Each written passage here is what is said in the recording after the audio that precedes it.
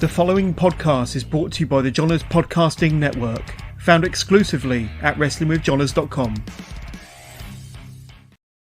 And hello again, wrestling fans. Welcome to a special edition of This Week in History. We've been going through the month of January lately, and there's a lot of Royal Rumbles obviously going on. And last night they did the 35th annual Royal Rumble. We want to give a little bit more attention to the Rumble themselves because it's one of my favorite events of the year. And we're going to run through the first bunch of Royal Rumbles, and we'll stop and pick it up again next year and do it in a couple chunks until we get through all 35, or by that time could be about 36 or 37 Royal Rumbles. We'll see how time goes for us. But we want to, as I said, give a little more focus on what's probably the best match or card of the year. Of course, it hypes up to WrestleMania and the road to WrestleMania, but it all starts at the Royal Rumble. Hopefully you enjoyed last night's show. I know I did. And Jonesy, who's going to join us in just a moment, we were just talking, and both of us seem to enjoy the show. I want to thank you for watching on YouTube or Facebook, listening to us on Stitcher, Spotify, iHeartRadio, or anywhere else you get podcasts from. We are part of the Ontario Independent Podcasting Network and the Johners Podcasting Network over in the UK. I want to have you join us anytime by emailing scumbagswrestling@gmail.com, reach us at our Facebook page, or go to our website, scumbagswrestling.ca. Many ways to get in touch with us, share your thoughts, and relive history. But before we can dive into the Royal Rumble, we need to go over to Niagara Falls and say hello to Jonesy. How are you? I'm good. How are you? Doing well. Last night, as I said, we were watching the Royal Rumble up and went to midnight. And then just before crashing, I was actually joining Conrad Cushman in the comments sections of his podcast, Everything Pro Wrestling. And they were reviewing the show. So I added some comments there before I crashed for the night. But I enjoyed the Rumble. Very predictable. I did the predictions earlier in the afternoon and run the league. And I actually got like 105 points because of all the rumors I had heard. I actually went with what I put out there to everybody, and it paid off. Hey, have you should really check Vegas or see if there's an underground where you can actually bet on this stuff. They actually do. I think it's only maybe available for the U.S. because during the premium live events, as they want to be called now, they have a deal with DraftKings and making bets and stuff like that. But I think you have to be in the States for doing that. Unfortunately, Canada, I don't think it's come to that yet. Should probably talk to our friends over at Coolbet and see how that could be worked out for Canadian viewers. If I could lose money, if I'm going to lose money betting, damn it, I'm okay if it's wrestling. There we go. And hey, unless you're Nostradamus or have your ear to the ground, it's still up in the air. Like, people had some really good picks and unfortunately did not go their way. Yeah, overall, I thought it was a good event. The only match I didn't watch was the mixed tag because I personally just dislike mixed tags. Most of them are quite boring, useless. The last mixed tag I actually cared about was WrestleMania 6, and well, there you go. Understandable, because when it's men against women, they don't allow that. Even though last night they did allow the women to touch the men, but the men didn't touch the women. And just as those who may or may not have seen the show, I still don't get why Edge and Beth have been going over each time. There's been no heat given to Miz and Maurice, and they've just been useless. So it's a lopsided booking for somebody as talented as Miz is. But we're here to talk about some history and start at the very beginning of the Royal Rumble. And actually, the Royal Rumble has a history. People know about it. Designed by Pat Patterson.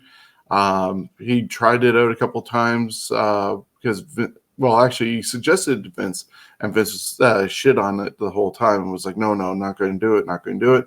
And then Dick Ebersol ended up coming up to McMahon and wanting a special to counter, I believe it was one of the NWA events, could be Bunkhouse Stampede or something like that, but one of the NWA events, and that was going to be on pay-per-view, and they wanted to counter it and came up with a special from Hamilton on USA Network, and they needed something special to do as an attraction, and that's when Vince finally gave in to Pat Patterson and said, okay, just do it, because he suggested to Ebersol, and Ebersol loved the idea.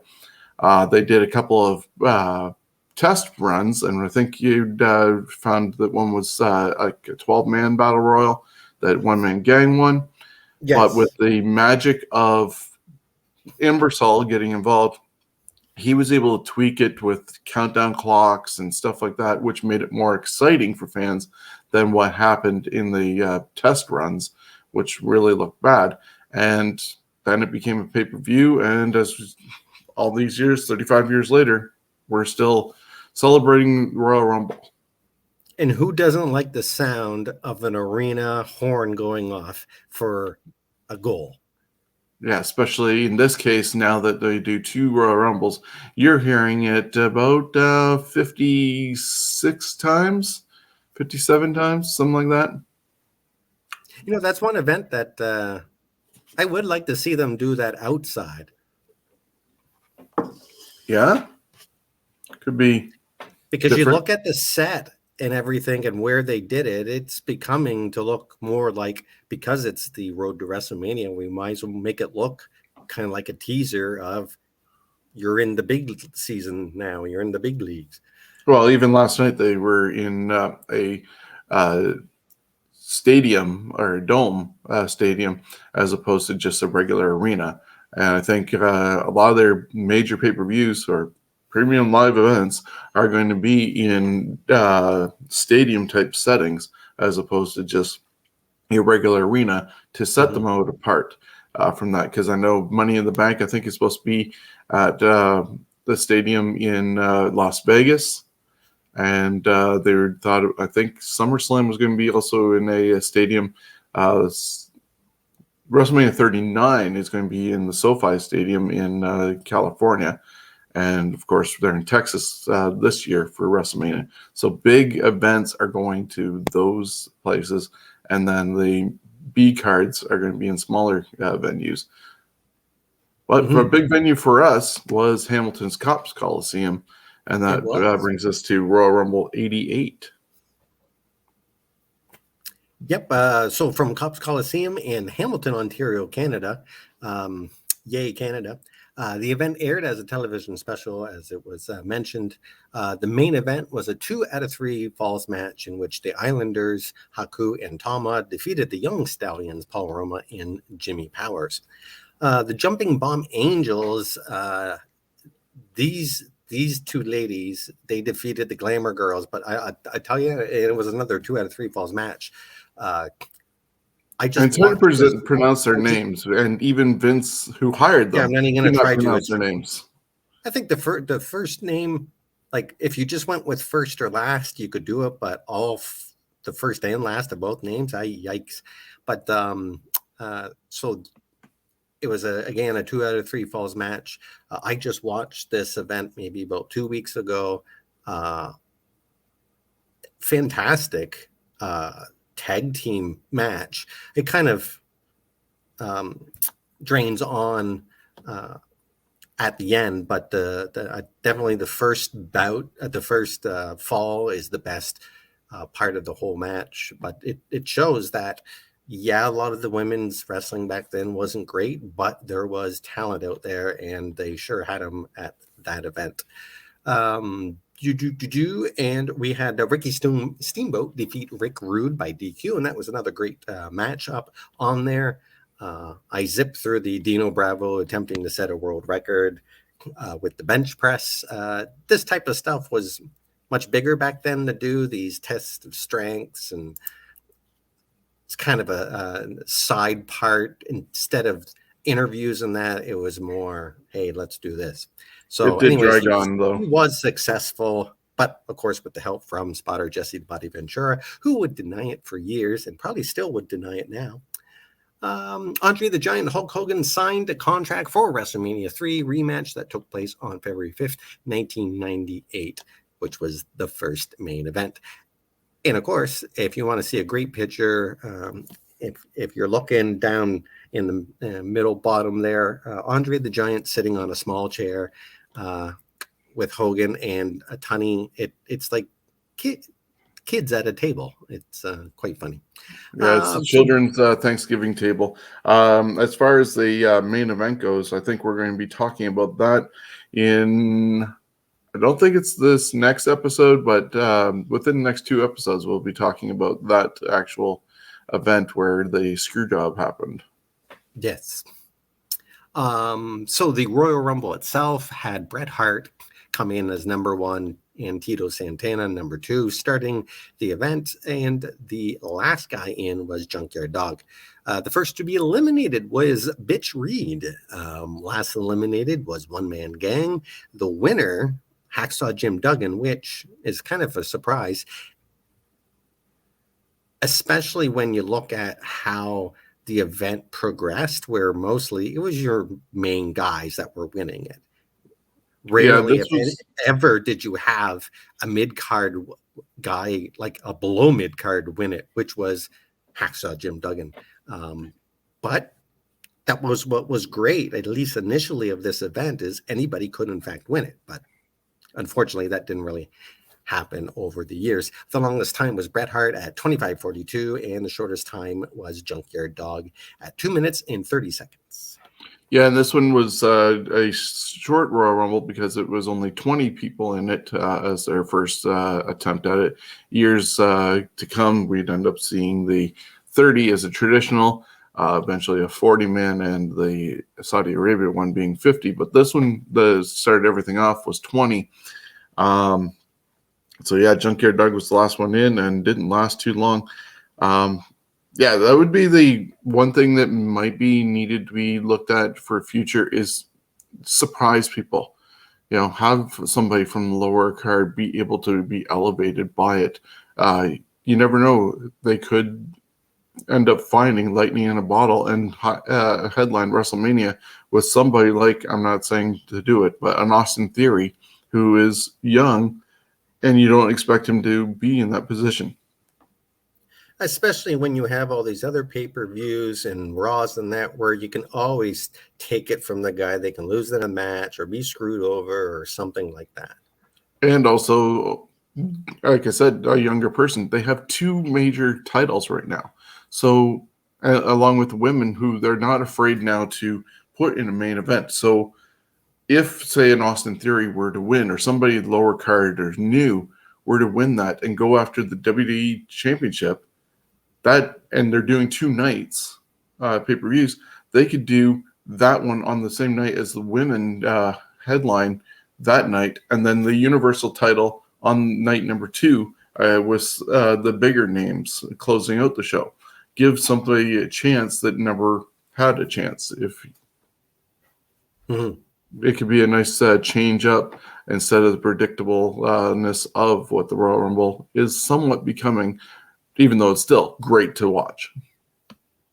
Yeah, it's great to watch, but yeah, it's very predictable. And as I was saying off air, the big guys that they have now, what's the point? Because we know for the most part, the big guys are never going to win these events. They always manage to get thrown over, where honestly, a guy like Omos, he could have been given a push. Again, it's Royal Rumble to me can be also be treated like a King of the Ring, where it doesn't mean that they're gonna be a big star. And again, you can always take that opportunity away. Same with Money in the Bank. Yes, absolutely. So moving on to the next one. Royal Rumble 89, January 15th, 1989, the Summit in Houston, Texas.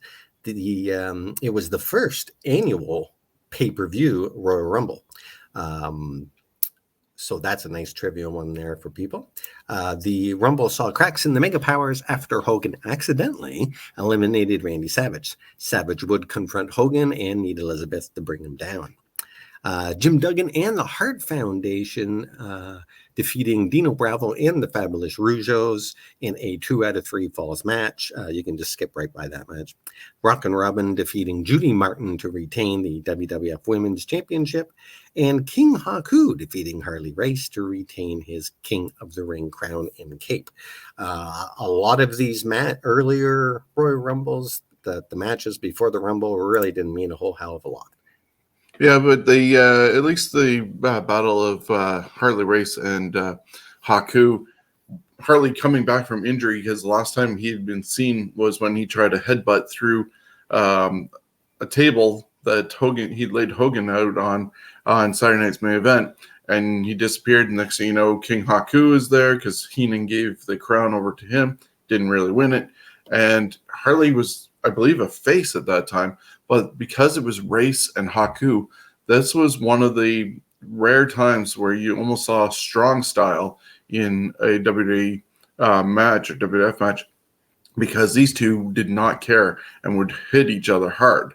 And that made it a little bit different feel than a normal WWF match. But still, Haku retained, and Harley went off into the sunset, going to WCW eventually and managing Lex Luger and also Vader. So, it was a nice way to send Harley off. But when we get to next year's, or the 1990 edition, that's got to be one of my favorite opening matches. But finishing off with 89. There was a pose down between the WWF Intercontinental Heavyweight Champion Ultimate Warrior and Rick Rude. The winner had to be decided by fan reaction. Again, for me, this is just a waste of time, but of course, it's a part of wrestling. There were 4 categories: double biceps, best abs, most muscular, and medley of poses. Warrior won in every pose down. Rude, however, attacked Warrior with his own metal workout bar. And I agree with Jesse Ventura. He got screwed in this. I'm sorry. Yeah, the Warrior is big and buff, but Rude had the washboard stomach, not an ounce of fat on him, and the women liked him a lot more, I think. The Jesse the Body award winner. Yes, absolutely. So the Rumble itself, the first 2 guys were actually tag team partners, Axe and Smash, and they didn't hold back, of course, until the next guy came in, and then they would, of course, team up. But great way to start off the Rumble, and still, though this is only its second time, it was like a completely different start from the year before. Ted DiBiase was the last person in, and of course at that time there was a lot of rumors going around that he put out some green to get that number 30 spot. Rumors. Yes. The first eliminated was Smash. The last eliminated was Ted DiBiase. The winner was Big John Studd.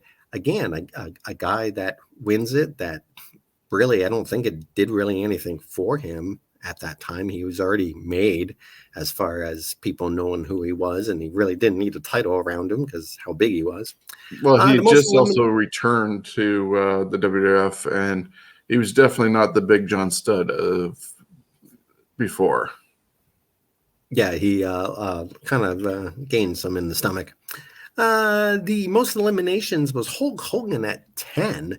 Longest time was Mr. Perfect, 27, almost 28 minutes.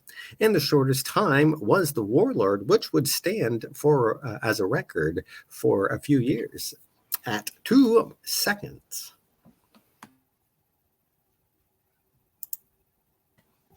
Yeah, that definitely does not hold ball if you're just stepping into the ring and getting clotheslined over the top rope. Yeah. Poor Warlord. Yeah. Heading over to 1990, the Royal Rumble from Orlando Arena in Orlando, Florida. The final event commentated by Tony Schiavone after a very short time in the WWF. And of course, the story goes is he wasn't planning on commentating that night. He was going to probably be doing backstage stuff, but McMahon went up to him and said, "Did you bring your suit?" "Yes." "Well, then you're going out there." So really, a lot of people give Tony slack for his commentating style. I personally like it. It does put you to sleep, but I think it's in a good way. He was still, I think, with the company up until WrestleMania at that time, but he was doing backstage stuff and also Coliseum home video before returning to WCW, NWA, and then eventually working with Jesse Bobby Ventura. Mm-hmm. So Hulk Hogan and the Ultimate Warrior would collide in the center of the ring, foreshadowing their main event clash at WrestleMania 6. Jim Duggan defeated Big Boss Man by DQ. Ronnie Garvin defeated Greg the Hammer Valentine in a submission match. This is one of my favorite matches in the Rumbles. A great match. I know a lot of people have shit on this match, which I shake my head because it's a good technical match. It tells a story. But hey, that's me. I think it's because a lot of people didn't get behind people like Greg Valentine or a Ronnie Garvin because they didn't have flash to them. They were just guys who showed up in their trunks. And in Valentine's case, he did have the flashy robe, but after that, it was just two guys in their trunks grappling. And at that time, Greg Valentine had his little protective brace on, and that was actually being used as a weapon, much like how Bob Orton did with his cast. And Garvin had gotten hurt and gotten his own brace, which he called the Hammer Jammer. And as you recall, Greg put in the figure 4, and it did nothing to Garvin because he had the Hammer Jammer on, and he started making faces at Greg and frustrating him. And of course, Greg would end up submitting to, I'm not sure what it was called at the time, but it was the sharpshooter before Bret Hart started using it. Great match. Brutus Barber Beefcake versus the Genius ended in a double DQ. And the Bushwhackers, Butch and Luke, defeated the Fabulous Rougeaus, Jacques Rougeau and Raymond Rougeau. Really, out of all those matches, the only worthwhile one is the Ronnie Garvin Valentine. Though the Jim Duggan Boss Man one isn't horrible, it's probably the second best out of those. So the Rumble itself, the number 1 this year was Ted DiBiase, and basically that was for his punishment for buying his number 30 the year before. He would start with Coco Beware. So this time you had a bad guy against a good guy. And the last guy that came in was Mr. Perfect. The first eliminated was Coco Beware, and the last eliminated was Mr. Perfect. The winner again, is this the first time, or I'm trying to think here. No, this is the first time Hogan won. This is the first time. Okay, so this is the first time for Hogan to win it. Again, he got 10 eliminations. This was the Hulk Hogan show, basically. The longest time was Ted DiBiase at 44:47, and the shortest time, Shawn Michaels at 12 seconds, which is somewhat surprising when you consider his years after this. He does quite well in Rumbles as far as time goes. Yeah, this time he was just a rocker, and so they didn't waste much time with him on that. And this the time when the champion actually won the Royal Rumble, and we would end up seeing the Warrior and Hogan go against each other. Now, the next year in '91, that's when you can almost say unofficially the winner was given a title shot at WrestleMania. Mm-hmm. But it wasn't official until '93.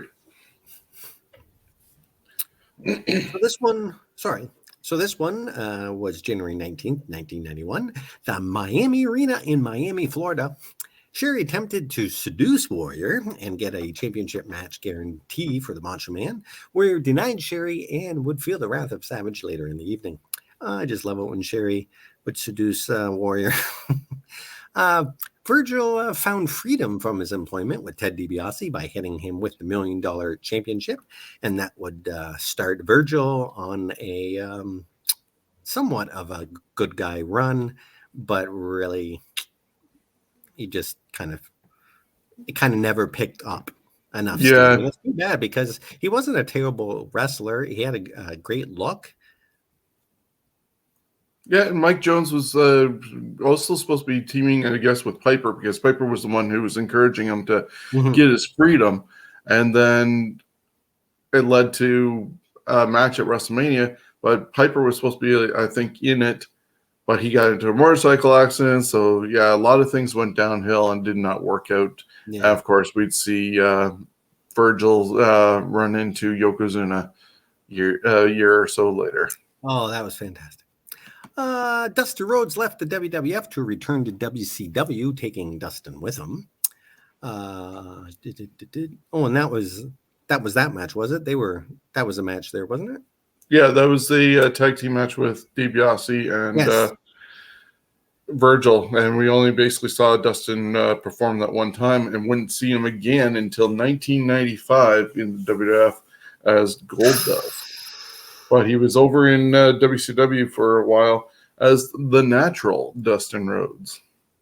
Yeah, I think that without a gimmick, as far as face painting and all that other stuff, Dustin did much better over in WCW, in my mind, as far as being able to see him wrestle and what he could do. Sergeant Slaughter defeated the Ultimate Warrior, and really, again, people crap on Warrior, but he had some good tilts that they were able to get. Some guys were able to get good matches out of the Ultimate Warrior to win the WWF Heavyweight Championship. Ted DiBiase and Virgil defeated Dustin Rhodes and Dustin Rhodes.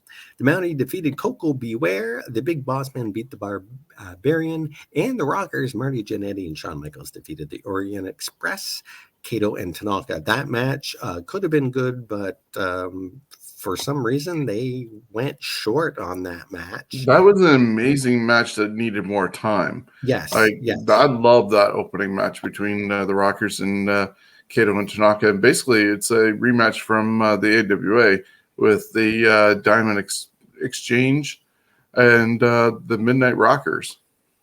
Mm-hmm. They knew each other from then, and it was a really great match. Definitely could have used some more time. And we talked about how Slaughter ended up winning the title, but because Savage was angered over Warrior not wanting to give him a title shot, you saw Randy bring out his old baseball swing with the scepter and crack Warrior's coconut with it, and he took a wallop because later on he had to actually get pieces removed from his scalp. That's how much everything shattered and stayed in Warrior's head. And Slaughter picked up the victory and got the title. And he was already the turncoat supporting the Iraqi regime. Mm-hmm. And it was a really good. I think it was well done. How the bad guy got that title. So the Royal Rumble itself, Bret Hart would start it off with going against Dino Bravo. The number 30 was Tugboat, and the first eliminated was Dino Bravo. There's a little bit of a pattern here that the second guy in seems to be tossed first. Last eliminated was Earthquake. The winner for the second time in a row was Hulk Hogan, and he eliminated 7 in this one. The longest time was Rick Martel, which really showed how good Rick Martel is. And to me, it was almost maybe not foreshadowing, but of the next year, kind of showing really how Ric Flair could do it. Yeah, I like how Rick Martel, I mean, he could have won that if that's the guy they would have picked, because he did a great job of staying in there and showing that he could work. And the shortest time was Butch Whacker Luke, 4 seconds, and Savage no-showed. Yeah, that was when Bushwhacker Luke marched his way down to the ring, got in, and somebody grabbed him by the back of his pants and his singlet and just dumped him over to the other side of the ring, and he landed on his feet and kept on marching back to the ring, into the dressing room. One of the best quick eliminations, in my opinion. And that's a great trivia question there, too. Who was the guy that tossed him? I totally forget. And that's okay. You can't remember everything. Set over to 1992 Royal Rumble. 92 Royal Rumble was January 19th at the Knickerbocker Arena in Albany, New York. The first high-stakes Rumble with the winner awarded the vacant WWF World Belt. The new foundation beat the Orient Express. The Natural Disasters, Earthquake and Typhoon, defeated the WWF Tag Team Champions, the Legion of Doom, by countout. And since the National Disasters won by countout, the Legion of Doom, of course, retained the belts. The Beverly Brothers, Blake and Bo Beverly, defeated the Bushwhackers, Butch, Whacker, Luke, and Butch. And Rowdy Piper defeated the Mountie in a pretty damn decent match. That was probably the best undercard match on the night to win the WWF IC belt. And that was his first title win in the WWF, and his only one, I think. Oh, no, he got tagged later. He got a tag team title later. That was an interesting time because Bret Hart was supposed to be the Intercontinental Champion. He got sick, dropped the title to the Mountie, and it was supposed to be Bret and the Mountie at the Royal Rumble. All of a sudden, Bret's out, Piper's in, and gets the title. And because the WWF title was vacant at the time, and Piper was also in the Rumble, he had a chance to walk out with two titles. Unfortunately, that didn't happen, but it was going to be quite the night for Piper had that happened. And also with the Bushwhackers and the Beverly Brothers, that's where they had Jameson in the Bushwhackers corner. He was a comedian that was discovered and just dressed up like a nerd, and was basically a counter to the Genius for that match. Yeah, kind of a horrible character, kind of like a very, very early version of a White Urkel. Yeah, a White Urkel. There you go. So in this one, the British Bulldog and Ted DiBiase started it out. And of course, that means that Ted DiBiase got eliminated first. He never did well after he stopped bribing his way in. Number 30 was the Warlord. Last eliminated was Sid Justice by that bastard Hulk Hogan. The winner was, of course, Ric Flair, who was in 3. Great commentary by both Monsoon and Heenan on this one. The most eliminations was Sid at 6. Longest time was Ric Flair at 2 seconds over an hour. And the shortest time went to Hercules at 56 seconds. Yeah, it was really cool with Heenan commentating, and when Flair came out at number 3, he was ranting that this isn't fair to Flair, and every time somebody else came in, he was panicking. But then if they saved Rick, he'd love them. But then all of a sudden, Rick would or they would turn on Rick, or Rick would turn on that person, and he'd be cursing that person for turning on Rick, and oh my God! And then at the end, they ended up at the back. And if I recall right, I heard this weekend on a podcast that when Gene Okerlund was like, "Hey, you, put out that smoke," nobody actually was smoking. That was just being Mean Gene being Mean Gene. And because it was live, he did that and made it seem as though it was a big press conference for Ric Flair. So that was totally ad-libbed from what I heard. I'm trying to remember whose podcast it was on. I think it was possibly a Bruce Pritchard one. But yeah, whoever's it was, found out just recently that there wasn't anybody smoking. It was just Gene being Gene. And it was an awesome promo with Heenan and Perfect saying, "We're not the type of people that say, 'I told you so,' but we told you so."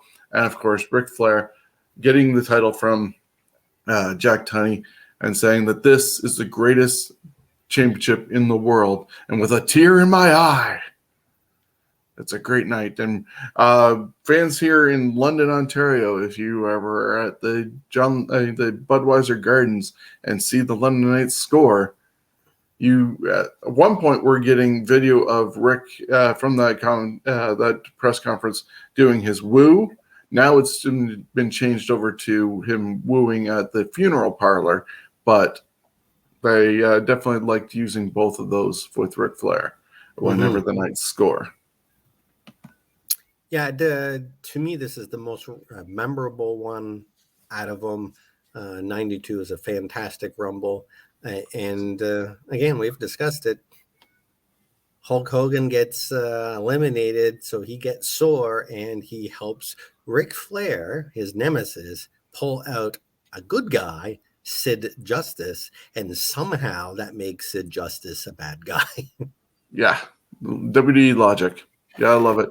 And yeah, the Rumble was probably one of the most star-studded at that time of all of them, because as much as you knew probably Ric Flair was going to win, there was a lot of people who could have won at any time, whether it was Sid, Hogan, Piper, Savage. You know, you had somebody like Rick Martel in there that lasted a long while. Not as long as Rick did this time, but just so many people who could have been awarded that title. All right. We're moving 93. along. We got Royal Rumble 93, January 24th at the Argo Arena in Sacramento, California. We would see the debut of Giant Gonzalez in an airbrush fur-covered unitard as he came out to attack The Undertaker and scared many, many children. The winner of this Rumble would finally be awarded a prize, the main event versus the champion at WrestleMania. Bret Hart defeated Razor Ramon to retain the WWF World Heavyweight Championship. The Steiner brothers, Rick and Scott, beat the Beverly brothers. Bam Bam Bigelow beat the Big Boss Man, and Shawn Michaels defeated Marty Jannetty to retain the WWF IC belt. Overall, the undercard for that night is pretty good. I wouldn't say any of the matches really sucked. Overall, there was probably so far the best undercard of all the Royal Rumbles to date. The Royal Rumble itself saw Ric Flair, of course, he comes in number one again, and the second guy was Bob Backlund. And whoa, what is that? The first eliminated was not Bob Backlund. No, it was Papa Shango. The last guy in was Randy Savage, and he was the last guy eliminated. The winner was Yokozuna, which was the first time really a big guy won it. Yes, Big John Studd was a big guy, but Yoko was like a walking condominium. Most eliminations went to Yokozuna that year at 7. The longest time, Bob Backlund, showing that again, there's another guy that could have let this one. He went for a little longer than, or I'm trying to think, was that longer than Flair's? Longer than Flair. Yes, it was at an hour and a minute and 10 seconds, and the shortest time went to Terry Taylor at 24 seconds. Well, this one was one of the ones where it's like just mentioned at the start of the show, where somebody new got given a push because Yokozuna hadn't been around there too long. He was a fresh face. He came in as a monster and got the title shot. Of course, I still don't understand why Randy Savage, yes, I get trying to work him over to tire him out and hopefully somehow find a way of getting over the top rope. But got Yokozuna down, went to the top rope, dropped the big elbow, and went for a pin. Yeah. Going for the pin, though, Yoko showed his power and kicked out, sending Savage over the top rope and getting the victory. Kind of a goofy ending. Yeah. We also saw the... Yeah, sorry. Go ahead. You were probably about to say it. Go ahead. I don't know what you were going to say. But we also saw the debut of Lex Luger as the narcissist, and Bobby Heenan going on and on about him, almost, to a very uncomfortable degree. But he posed in front of mirrors and then got covered back up. And that thankfully did not last too long. Yeah. You were going to say? Well, that's what I was going to say. The debut of Luger there. And also the name, the Narcissist, which Bobby Heenan had trouble pronouncing. And then if you look at also on the undercard was the Steiner brothers against the Beverly brothers. Now in NXT 2.0, you could actually have half of the second generation going against each other, as the son of Rick Steiner, Braun Breaker, could take on the son of Blake Beverly in Von Wagner. Nice. Yeah, it's great when the children of the superstars you watched growing up are now in the ring. Yeah, that's what makes you feel old to know that you were watching them. You know, yeah, it does, but then also it's neat. I'm not complaining about that. Yeah. So yeah, that would bring us to 1994. 1994, January 22nd, the Providence Civic Center in Providence, Rhode Island. The first time that the Rumble was won by two men. Tension between Bret and Owen finally came to a head when Owen turned on Bret after their tag match. And I don't blame Owen. He's not a nugget. No, he's not. Yokozuna defeated The Undertaker in a casket match to retain the WWF World Heavyweight Championship, which ended, I believe that's the one that ended in the fire. Is that not? No, the fire one came in 98. This one was everybody helping Yoko win and Undertaker being rolled up to the entranceway where all of a sudden lightning and smoke started. And then he somehow came on the screen. They did like an x-ray thing, and next thing you know, he's floating up from the Titantron into the rafters. Yeah, and it was a cool effect that they did. And a lot of people say that the person that was the one getting raised was actually Macho Man Randy Savage. Yep. The WWF Tag Team Championship, Tanks defeated Bam Bam Bigelow, and Razor Ramon defeated IRS to retain the Intercontinental Championship. Not too bad of an undercard. Of course, the Yokozuna Undertaker match is a pretty good match, considering how big Yokozuna is, and a good big man match. Yeah, and Undertaker then would return in time for SummerSlam that year, missing WrestleMania. Now, remind me, who's this Tanks guy? That would be a spell correction going on, and that should be Tatanka, but, you know. Okay, Tatanka. Now that makes sense. Because Spellcheck doesn't like the name Tatanka. It gave us the word Tanks. All right. So the Royal Rumble itself that year, Scott Steiner started it off with Samu, which is part of the, I want to say the Islanders, but it's not the Islanders. Head Shrinkers. Head Shrinkers, that's it. So they started it off, and yes, the first eliminated was Samu. Adam Bomb was the last guy in. Last eliminated was Shawn Michaels. The winners of that year was Bret Hart and Lex Luger, who both were able to go over the top rope and land at the same time, which, you know, is pretty good that they were able to do it quite well, and they didn't have to, you know, do any weird camera tricks to afterwards so that we believed it happened. Most they had to do that later on.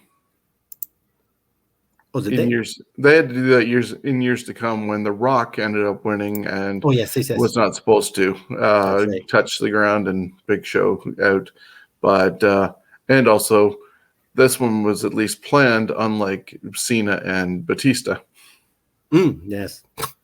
Most eliminations, Diesel at 7. Longest time was Bam Bam Bigelow. He was in there for a half hour plus, and the shortest time went to Billy Gunn at 14 seconds. And a no-show that year was Bastion Booger, who was throwing up in the back. But the real story, I can't remember. It is on our history lessons, but I can't right now remember exactly what happened to him. Yeah, I draw a blank on that one too, of what his real reason was. But yeah, they said he was just eating and gorging himself and forgot his number. Really good build up over the time from Survivor Series to the Royal Rumble, with the tension between Bret and Owen reconciling over Christmas time, but then Bret getting injured, and for whatever reason, the referee said Bret could not continue, and instead of Bret tagging out, he tried to continue, and that's when the ref said no, and that match got thrown out, and Owen, of course, snapped, kicking his leg out from under him, and they went downhill from there and made an amazing opening match for WrestleMania with the brothers against each other. Well, Bret deserved it, being so good and all. He did. Right. So that concludes Royal Rumble 94. Over to Royal Rumble 95 with January 22nd, 1995 at the USF Sundome in Tampa, Florida. All right. Pamela Anderson was a guest at the event and a bonus prize for the winner of the Royal Rumble. She would be in the corner of the winner at WrestleMania. Bam Bam Bigelow and Lawrence Taylor had a confrontation at ringside that led to a main event match at WrestleMania. With a 60-second intervals between entries, the 95 Rumble was the quickest in history. The Undertaker's feud with Ted DiBiase's $1 Million Corporation also escalated, as DiBiase's men stole the urn that was said to give the Undertaker his power. Diesel defended the title against Bret Hart. The match was stopped when several other wrestlers interfered and the referee lost control of the match. You actually watch that match and you kind of go, wow, this kind of looks like WCW. Yeah, with the amount of interferences in that match. 2 other title matches took place. Jeff Jarrett won the WWF Intercontinental Belt from Razor Ramon, and the 1-2-3 Kid and Bob Holly beat Tatanka and Bam Bam Bigelow to win the final match in a tournament that determined the new WWF Tag Team Champions. Plus, The Undertaker defeated IRS. Overall, great undercard. Kind of funny seeing The Undertaker was taking on IRS. This was an Undertaker was still rather slow and methodical, and they were doing that whole overkill on the dead man thing. When he started going against littler people, he started moving better and being more athletic, should I say, compared to just the zombie-like Undertaker. I can't say I was a huge fan of Zombie Taker, just because of how slow his matches and prodding they were. When he got in there with people like Shawn and Bret, wow. But I think that, I understand it now why he chose to be slow, methodical, do a lot of that no selling and all that, because he was building the character. And once he had the character, once he had the character built, then he was able to go out there and start to wrestle more like he wanted to. Yeah. All right. So the Royal Rumble match itself, the number 1 and 2 entries made it all the way to the end of the match to be the last 2 men standing to finish the match, Shawn Michaels and Davey Boy Smith. And number 30 was Crush. The first eliminated was Jimmy Del Rey. Last eliminated was Davey Boy Smith, and the winner was Shawn Michaels. And it was kind of, if I remember, that was kind of a dusty finish, if you will. It's somewhat of a dusty finish. Luckily, Shawn was a lot better at doing what they needed him to do, unlike how, unfortunately, Kofi missed it last night and did not save himself. That was supposed to be a save and got botched. Do you think it really got botched? I kind of think it was if you succeed, you succeed. If you don't, you don't. It's not a big deal. They apparently had another big spot planned between Kofi and Big E that had to obviously not happen. But yeah, Shawn was dumped over the top rope.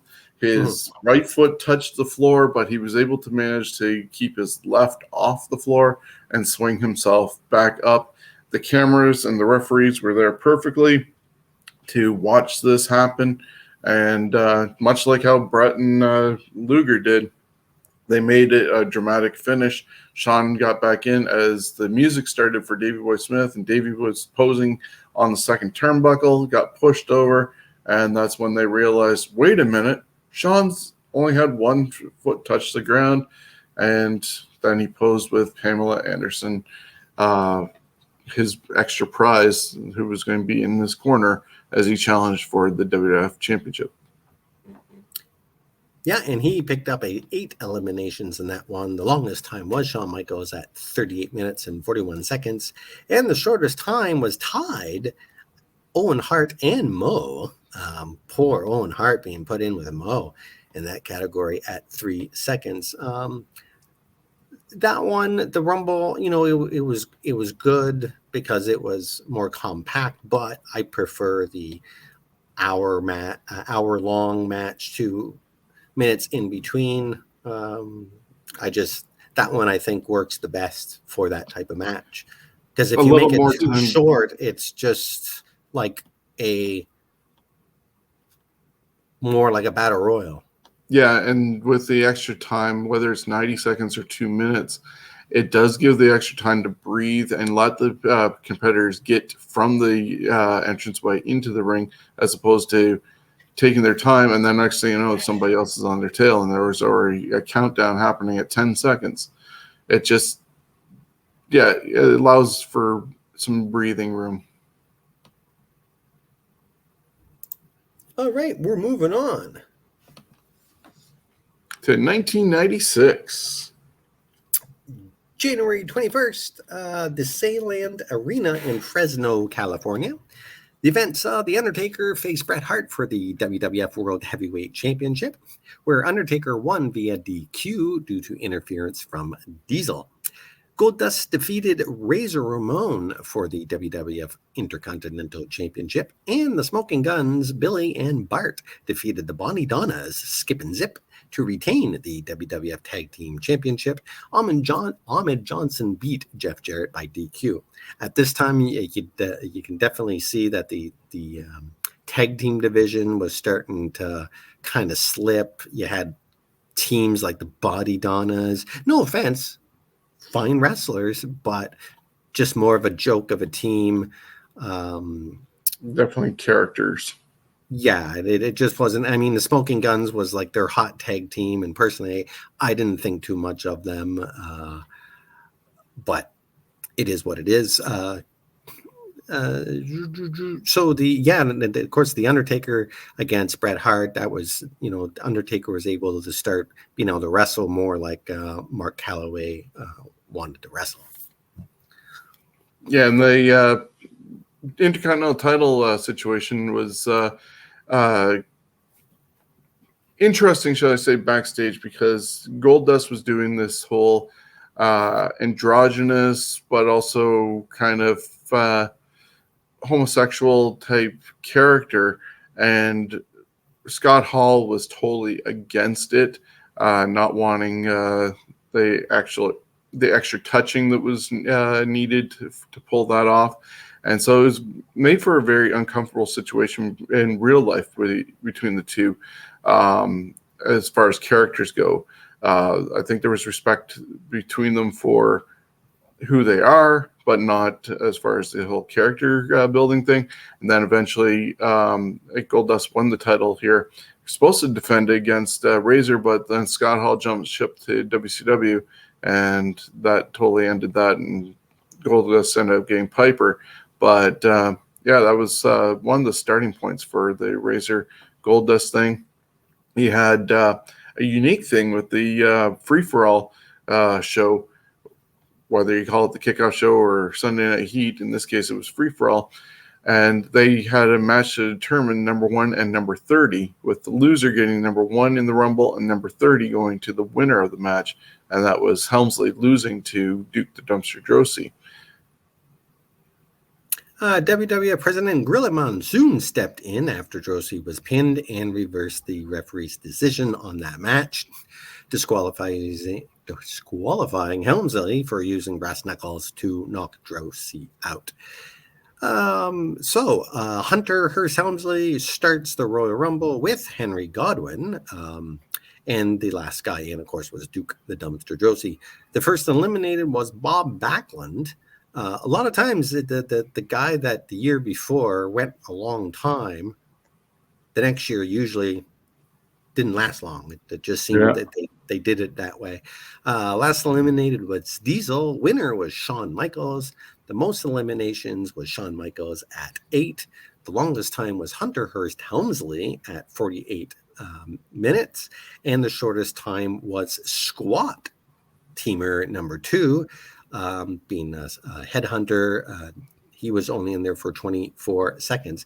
And those were the two very large, fat guys, if I remember, bald heads. And they had, what were they called? Because I believe those were the same guys that were in WCW, were they not? Yeah, I think they were SWAT team, but for this, they were called Squat Team. I checked the names on Wikipedia. The one thing I noticed that I missed out and did acknowledge with the photos here, you're going to see, for those watching, a picture of the Ringmaster, Steve Austin. And the reason why I put him there is because he was supposed to make it to the Final Four, but somehow, I guess, between maybe a little excess baby oil and an oopsie, he got clotheslined over the top rope, I think, by Fatu. And instead of holding on and slipping back into the ring, he just kept on sailing. And that kind of ruined the idea that he was supposed to be in a Final Four, which being put in the Final Four, depending on who it is also a somewhat of a thumbs up to future things going to be going well for you, which we'll end up seeing in the later years here on Royal Rumbles throughout the rest of the 90s. But that oops could have been a little bit make or break for Steve for the rest of 96. But we did see him go on to be the King of the Ring in 1996 anyways. Yes. And this made Shawn Michaels the his second Royal Rumble win, and would make him tie with Hulk Hogan for back-to-back wins and winning, of course, 2 Rumbles. Pardon me. Dinner coming up. Moving on to 1997. 1997. The Alamo Dome in San Antonio, Texas. The main event saw Shawn Michaels defeat Psycho Sid to win the WWF Championship. Vader defeated The Undertaker. Ahmed Johnson defeated Farouk, with Clarence Mason crush D'Lo Brown, JC, Ice, and Wolfie D by DQ. And Hunter Hearst Helmsley defeated Goldust to retain the WWF Intercontinental Championship.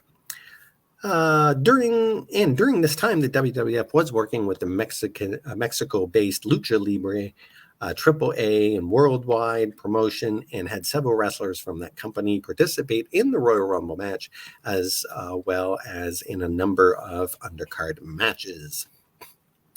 I was going to say something and all that, and now I can't remember. Anyways, there's most of the undercard consisted of the AAA guys, including also the dark matches that happened beforehand. There was a free-for-all match that had Masquerade Jr. and La Parka defeating Mini Mankind and Mini Vader, so they had the minis out there. During the main show, guys like Connect, Hector Garza, Pero Aguayo defeated Fuerza Guerrera, Heavy Metal, and Jerry Estrada. So very heavily involved with the AAA promotion that time. And WWE gets slack for not willing to work with other companies, but that does happen. It does happen, and actually, it's happened throughout the history. They've worked with pretty much all the big uns over the years. NWA, of course, AAA. They've worked with New Japan before. They funded ECW. Yes, they've funded that. So they do Last work. night had the Impact Women's Knockout Champion. Yeah, and that was good to see. I wish she could have stayed in there a little longer, but it was good to see that they actually put up, Impact Champion. That I think that's it's good because WWF does need, or WWE needs to do a little more of that, because when these companies go under and people are going to sell it, you know who wants to buy it. Yeah, and then as well, with the fact that I saw this online also, and I know it's taken away from our 97 talk, but having her there, Mickey James there, letting the title and putting the graphic up, actually did more, I think, for Impact than Kenny Omega holding the Impact Championship with the AEW Impact crossover that they were somewhat doing. I think Impact might have even gotten more out of Mickey James's appearance. Yeah, and that's something that could happen in the future. More of that type of stuff, which especially at the Battle Royal at WrestleMania, why not bring in some of these other people, especially the ones that wrestled for you? Yep. Carry on with 97. Yes, the first guy in was Crush, and Ahmed Johnson started it off. The last guy in was The Undertaker. The first eliminated was the fake Razor Ramon, and the last eliminated was Bret Hart. The winner of this one was Steve Austin. Austin was eliminated by Bret Hart, but snuck back in the ring while officials were distracted by a brawl between Terry Funk and Mankind on the other side of the ring. Most eliminations in this one was Steve Austin at 10. Longest time was Steve Austin at 45 minutes and 7 seconds. And the shortest time was Jerry the King Lawler wasting someone's spot at 4 seconds. Yeah, and those who are looking here, we also saw Shawn Michaels win back the WWF Championship. They lost at Survivor Series to Sid. Shawn was booed in the Garden in New York during Survivor Series, but because he was back home in San Antonio, he was able to get the title back. Plus, we saw at one point the ring get cleared by Steve Austin, and if people are watching, I see in the right-hand corner, Austin sitting there looking at his imaginary watch, waiting for the next person to come out, and the look on his face when the Hitman's music came was priceless. Yes, absolutely. It was, in a way, for me, that was, I wanted not the start, because the start for him was King of the Ring, but that was like, it wasn't a one-off. Yeah, that they were building the momentum. He was going to be doing better at pay-per-views, and really showed that, hey, WCW, this is what a guy in black trunks can do. Exactly, and they were leading up to him becoming eventually, it would take another year and a half ish before he became the world champion, but it set up also that match for Bret and Austin, even though they originally were looking at Bret and Shawn part 2 at WrestleMania 13. With Shawn losing a smile, they were able to work on what they had already started with Steve and Bret as well. So they had many options to go to. Alrighty. I think we're going to finish off the 90s with 98 and 99, and we'll call it a wrap on this one until next year. So let's go over to 98.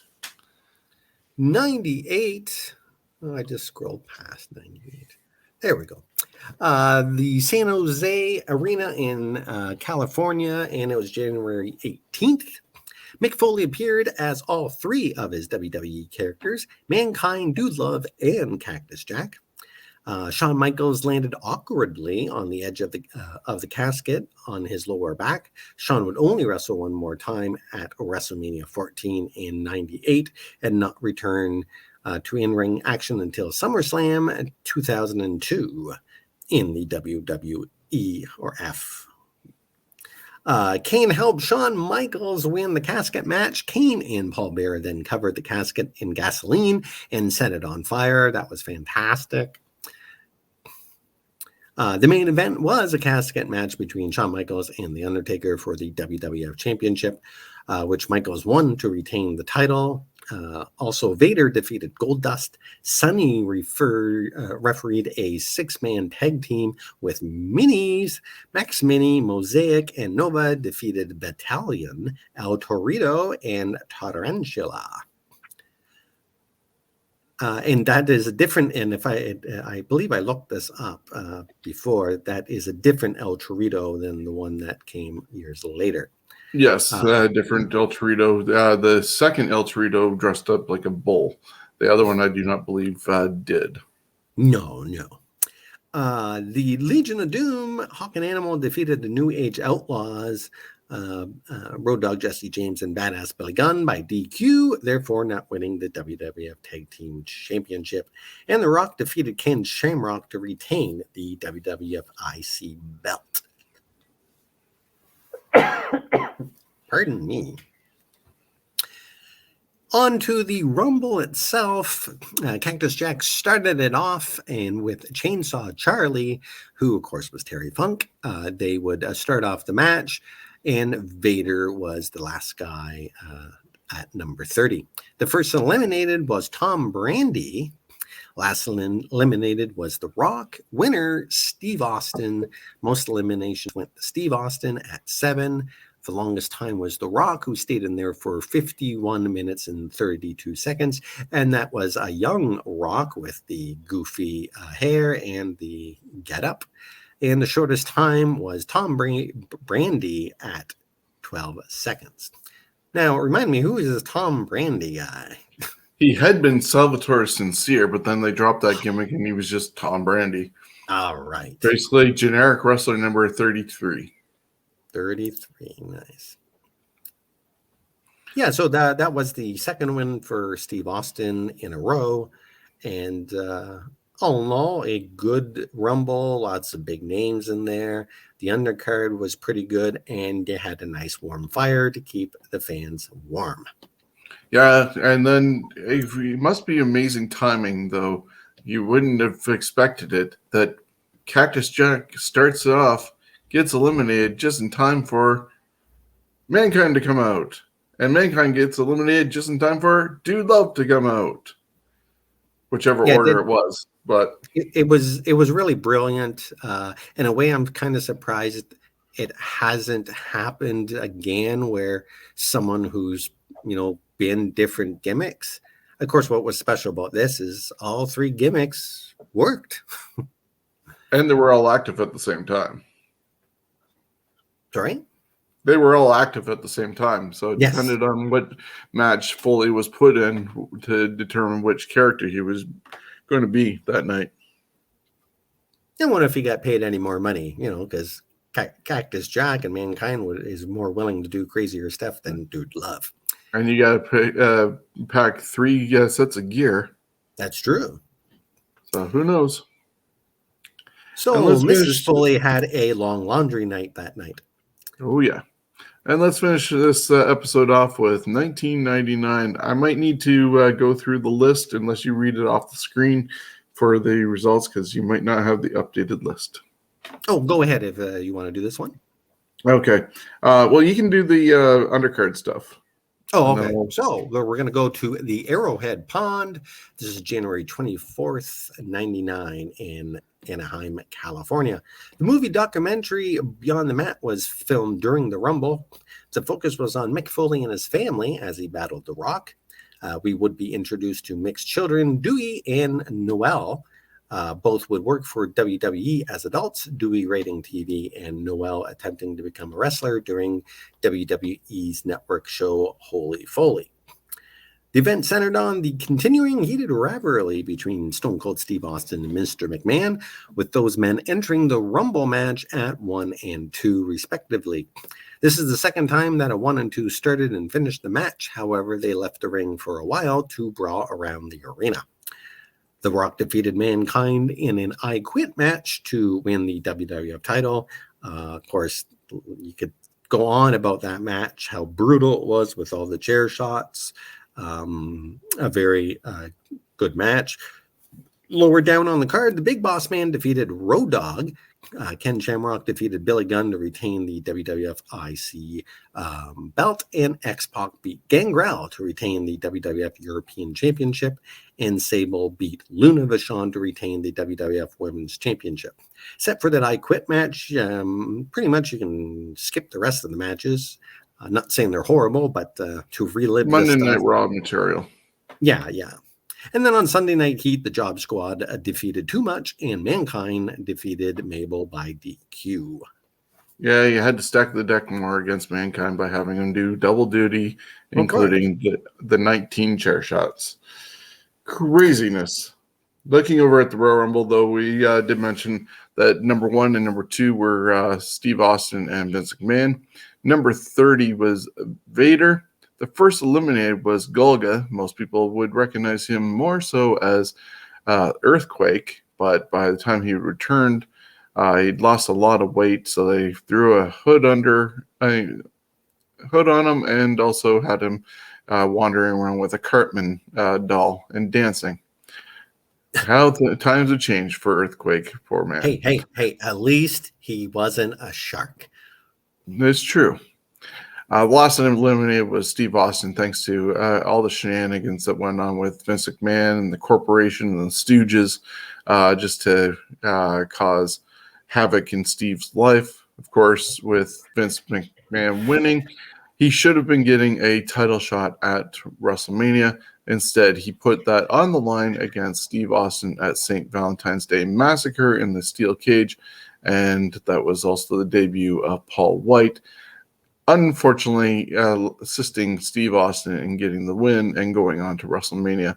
So, they played around with the Royal Rumble winner that year, but still got to where they needed to with the WrestleMania matchup, which turned into Austin and The Rock. The longest person in the ring, obviously because they started off the match, was Austin and McMahon, and they lasted 56 minutes and 38 seconds, the total length of the entire Royal Rumble that year.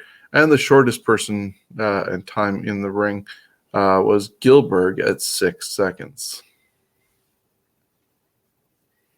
So that wraps up our look at the Royal Rumbles. Like I said, on this one and our other history shows, one of my favorite matches of the year, favorite night of the year as well, with everything where it starts and goes. It's almost playoff season leading up to WrestleMania, and we wanted to give it some justice, and so that's why we brought to you the first 12 covering the 80s and 90s. Next year at this time, we're going to dive back in and start at 2000. So I hope you enjoyed this. Be sure to share your thoughts with us. There's many ways of getting in touch with us, whether it's on our Facebook page, emailing us, scumbagswrestling@gmail.com, going to our website, scumbagswrestling.ca. As I said, Facebook is the easiest way to get in touch with us. I want to thank you for watching on YouTube or Facebook, and also listening to us on Stitcher, Spotify, iHeartRadio, anywhere else you get your podcasts from. We're part of the Ontario Independent Podcasting Network and the Genres Podcasting Network. We want to thank our sponsors, Coolbet, for being a part of this and all our shows and helping us, give entertainment and let us relive what we love in wrestling and the history. A lot of this information did come from Wikipedia, so whatever fans end up submitting to that, along with our own thoughts and memories from watching on the WWE Network. As Jonesy said, he was watching 88 recently and probably a few more in preparation for this, and as I did as well. So I want to thank you for being with us Jonesy, anything else you want to say? No, that's it. Just looking forward to more years of Royal Rumbles. Yeah, and we'll be back later on this week with This Week in History as we look at what is it going to be January 27th, I think, through February 4th. Something on that line. February 3rd. Yeah, that will be. But we'll get back to you this Thursday with our newest edition. So until then, have a great night. Cheers.